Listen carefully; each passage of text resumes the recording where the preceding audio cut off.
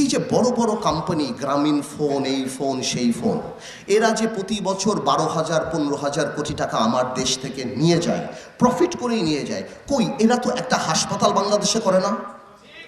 এখন সময় আসছে দেশের পক্ষে দাঁড়ানোর। আপনি ইনকাম ট্যাক্স দিবেন, আপনি অ্যাডভার্টিজমেন্ট বানান আমার আবেগকে দিয়ে। 21শে ফেব্রুয়ারিতে আপনি অ্যাড বানান, 16ই ডিসেম্বর আপনি অ্যাড বানান, মা দিবসে আপনি অ্যাড বানান।